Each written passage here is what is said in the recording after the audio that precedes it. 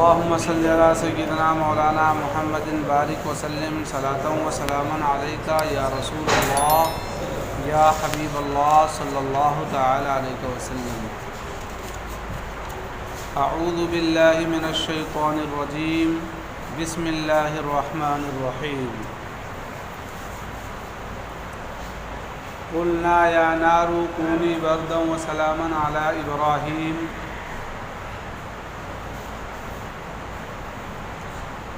وأرادوا به كيدا فجعلناهم الأخسرين ونجيناه ولوطا إلى الأرض التي باركنا فيها للعالمين ووهبنا له إسحاق ويعقوب نافلة وكلا جعلنا صالحين وجعلناهم أئمة يهدون بأمرنا وأوحينا إليهم فعل الخيرات وإقام الصلاة وإيتاء الزكاة وكانوا لنا عابدين ولوطا آتيناه حكما وعلما ونجيناه من القرية التي كانت تعمل الخبائث إنهم كانوا قوم سوء فاسقين وأدخلناه في رحمتنا إنه من الصالحين. آپ حضرات نے اس سے قبل حضرت ابراہیم علیہ السلام کا واقعہ سماعت فرمایا کہ کس طریقے سے حضرت ابراہیم علیہ السلام نے اللہ کے ایک ہونے پر لوگوں کو دلیل عطا فرمایا اور ساتھ ہی ساتھ میں جو ہے نہایت ہی بلیغ انداز میں، نہایت ہی فصیح انداز میں اور مشرکوں اور کافروں کو چپ کرانے والے انداز میں آپ نے ان پر حجت قائم فرمایا کہ جن بتوں کی تم پوجا کرتے ہو یہ کچھ نہیں کر سکتے. اگر یہ کچھ کر سکتے تو تمہارے یہ خدا جن کو تم مان رہے ہو خدا، یہ اپنے آپ کو بچاتے ٹوٹنے سے. جیسے کہ آپ کو بتاؤں، جب سرکار دو عالم صلی اللہ تعالیٰ علیہ وسلم مدینہ طیبہ ہجرت کر کے تشریف لے گئے تو ایک صحابی جو بعد میں بنے، حضرت عمر ابن جموح نام تھا، وہ ان لوگوں میں سے تھے جو کفر پہ بہت شدت سے اور بڑی سختی سے ڈٹے ہوئے تھے. ان کے صاحبزادے اسلام کی حقانیت کو دیکھ کر کے فوراً ہی اسلام لے آئے، تو انہیں بڑی فکر رہتی تھی کہ میرے والد کسی طریقے سے کفر و شرک چھوڑ دیں، کیونکہ ان کی عمر تقریباً 80-90 کے پار جا چکی تھی. تو ان کی دلی خواہش تھی کہ میرے والد کفر اور شرک چھوڑ کر کے دائرۂ اسلام میں داخل ہو جائیں اور ہمیشہ کے لیے جنت، ہمیشہ کے لیے نجات پا جائیں. تو وہ اسی سوچ میں رہتے تھے اور پلان بناتے رہتے تھے کس طریقے سے میں اپنے والد کے ساتھ میں پیش آؤں تو وہ ایمان کے قریب ہو جائیں. لیکن ہر جتن انہوں نے کیا، وہ اپنے کفر پر ڈٹے رہے. آخر میں ان کے ایک دوست تھے، ان سے انہوں نے تکلیف کا اظہار کیا کہ والد صاحب تو بات مانتے نہیں ہیں، کچھ ایسا کرو کہ ایمان لے آئیں. تو انہوں نے کہا ایسا کرتے ہیں، جس بت کی یہ پوجا کرتے ہیں کل جو ہے اسے اٹھا کر کے گھر کے باہر رکھ دو. تو ان لوگوں نے ویسا ہی کیا. تو اب یہ جب صبح اٹھے، اپنے جیسے کہ آپ نے اوپر کی آیت کریمہ میں سنا تھا کہ حضرت ابراہیم علیہ السلام نے کیا فرمایا، یہ کیا ہیں جن کے آگے تم آسن مارے بیٹھے ہو. تو ان کا بھی یہی حال تھا کہ صبح اٹھ کر کے پہنچ جاتے اس کی پرستش کے لیے. تو گئے تو اس کو غائب پایا، ڈھونڈے تو گھر کے باہر پایا، لا کے رکھ دیا اور بہت لان تان کیا کہ کس نے تمہارے ساتھ یہ حرکت کیا ہے. اس کے بعد میں پھر دوسرے دن ان کے صاحبزادے اور ان کے دوست نے یہی کیا. تو اس کے بعد میں انہوں نے کہا کون آخر یہ تمہارے ساتھ حرکت کر رہا ہے. تو تیسرے دن انہوں نے تلوار نکالا اور بت کے پاس رکھ دیا اور کہا اگر تیرے اندر کوئی بھلائی ہے تو آج جب تیرے ساتھ میں کوئی آئے گا برائی کرنے تو یہ تلوار تیرے پاس ہے، اس کا سر قلم کر دیں گے۔ تو وہ تو بت، وہ کیا بیچارہ سر قلم کرتا؟ تو وہ دونوں صاحب جو ہے پہنچے، صحابی، ان کے صاحبزادے اور ان کے ایک دوست، تو تلوار دیکھے تو اس دن انہوں نے گھر کے باہر نہیں رکھا، اس کے گلے میں رسی باندھا اور لے جا کر کے آبادی سے دور ایک تالاب جہاں لوگ جو ہے کوڑا کرکٹ پھینکتے تھے وہیں پر ڈال دیا، کنویں کے پاس میں۔ تو یہ ڈھونڈتے ڈھونڈتے بیچارے وہاں پہنچے، اور اس کے بعد میں بہت ہی لان تان کیا بت کو کہ اگر تیرے اندر کوئی بھلائی ہوتی تو یقیناً تیرے پاس تلوار تھی، تیرے اندر کوئی طاقت ہوتی تو تلوار تھی، اپنا دفاع کرتا، اپنے دشمن کو سزا دیتا، لیکن ہم لوگ بڑی گمراہی میں تھے، جو تم جیسوں کی ہم پوجا کر رہے تھے، تم جیسوں کی عبادت کر رہے تھے، اسی دن انہوں نے کفر اور شرک سے توبہ کیا اور دائرۂ اسلام میں داخل کیا۔ تو حضرت ابراہیم علیہ السلام نے نہایت فصیح انداز میں انہیں سمجھایا۔ اب جن کو توفیق ملی وہ ایمان لائے، اور جو لوگ دشمنی کا اظہار کیا اللہ تعالیٰ نے سب کو ذلیل و رسوا کیا، اور اپنے نیکوکار بندوں کو جو انبیاء کرام علیہم السلام کا کہا مانتے ہیں، ان پر ایمان لاتے ہیں، اللہ کی وحدانیت تسلیم کرتے ہیں، ان کے ساتھ اللہ تعالیٰ کیسا لطف فرماتا ہے وہ آپ سماعت کیجیے۔ اللہ تعالیٰ فرماتا ہے کہ ہم نے فرمایا ابراہیم کے تعلق سے کہ اے آگ ہو جا ٹھنڈی اور سلامتی ابراہیم پر، اور انہوں نے اس کا برا چاہا، یعنی کافروں نے، تو ہم نے انہیں سب سے بڑھ کر زیاں کار کر دیا، یعنی انہی کا نقصان ہوا، کافروں کا ہی، اور ہم اسے اور لوط کو نجات بخشی اس زمین کی طرف جس میں ہم نے جہان والوں کے لیے برکت رکھی۔ حضرت لوط علیہ السلام کے تعلق سے آیا ہے، ابھی آگے تفصیل آئے گی ان کی۔ حضرت لوط علیہ السلام حضرت ابراہیم علیہ السلام کے بھتیجے،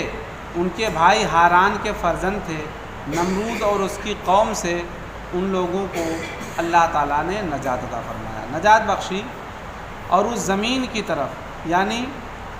عراق جو ہے عراق سے، اور اس زمین کی طرف مطلب یہ روانہ کیا۔ اس زمین سے مراد شام کی زمین ہے، اس کی برکت یہ کہ یہاں کثرت سے انبیاء کرام علیہم السلام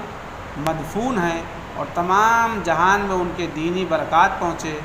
اور سرسبزی اور شادابی کے اعتبار سے بھی یہ خطہ دوسرے خطوں پر، یعنی ہریالی کھیتی باڑی کے حساب سے بھی یہ خطہ دوسرے خطوں پر فضیلت رکھتا تھا۔ تو اللہ تبارک و تعالیٰ نے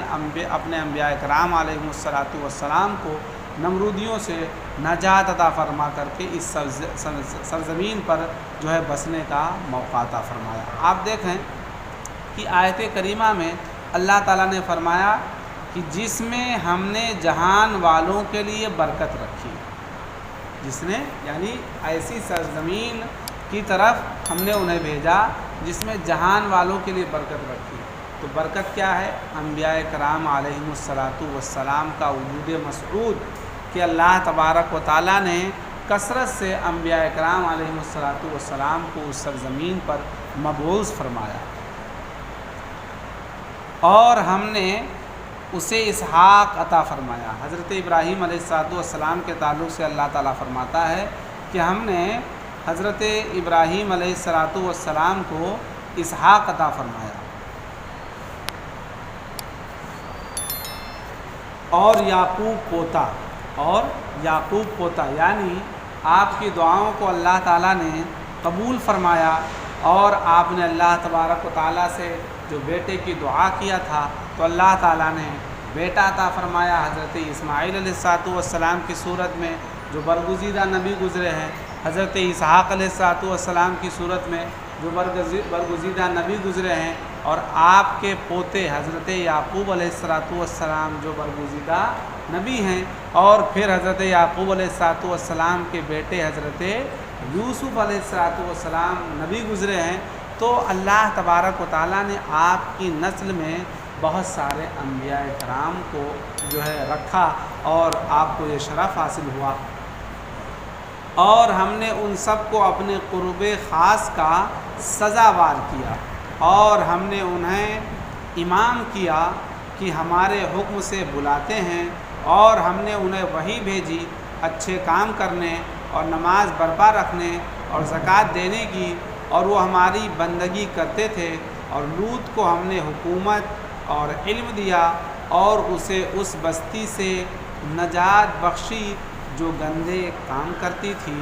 بے شک وہ برے لوگ بے حکم تھے۔ حضرت لوط علیہ السلام کے تعلق سے آیا ہے کہ آپ جس بستی میں تھے اس بستی کے لوگ انتہا درجے کے بے شرم تھے۔ وہ لوگ عورتوں کے ساتھ میں شادیاں کرنے کے بجائے جو ہے، یا ان سے اپنی ضرورت پوری کرنے کے بجائے مرد کا مرد سے ملاپ کرتے تھے، یعنی جنس پرستی میں مبتلا تھے۔ حضرت لوط علیہ السلام نے انہیں اس سے بہت باز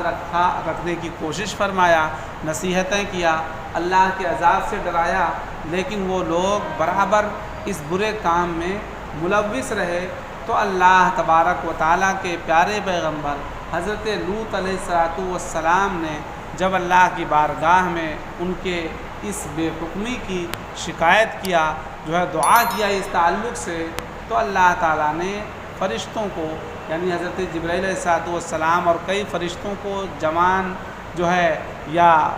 مراہق، یعنی جو لڑکے نہ بالکل بچے ہوں نہ بالکل جوان ہوں، جو ہے جو قریب البلوغ لڑکے ہوتے ہیں، ایسی صورت میں مہمان کے طور پر حضرت لوط علیہ السلام کے گھر بھیجا۔ 12ویں پارے میں اس کا پورا تذکرہ ہے۔ تو حضرت لوط علیہ السلام کی قوم کے جو بے حکمے تھے، جو فاسق اور ظالم لوگ تھے، وہ حضرت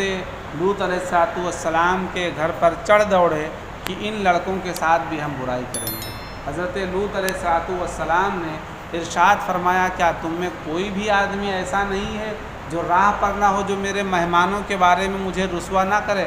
اور آپ نے ان سے بڑی نرمی سے فرمایا، یہ میری بیٹیاں ہیں، اس سے مراد قوم کی عورتیں تھیں، ان سے تم نکاح کر لو، ان سے شادیاں کرو، اپنی ضرورتیں پوری کرو جو اللہ تعالیٰ نے تمہارے لیے حلال رکھا ہے، اور اس برے کام سے بچو۔ تو ان لوگوں نے کہا، آپ کو معلوم ہے کہ ہمیں اس میں کوئی دلچسپی نہیں۔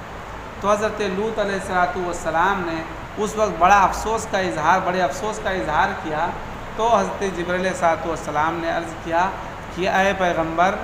آپ فکر نہ کریں، ہم آپ کے رب کے رسول ہیں، قاصد ہیں، فرشتے ہیں۔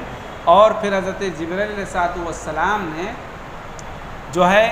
ایک پر ان کو مارا تو سب کے سب اندھے ہو گئے اور گرتے پڑتے بھاگے۔ اس کے بعد میں حضرت لوط علیہ السلام سے آپ نے فرمایا، آپ ایمان والوں کو لے کر کے یہاں سے نکل جائیں، ان پر صبح کے وقت عذاب نازل ہوگا۔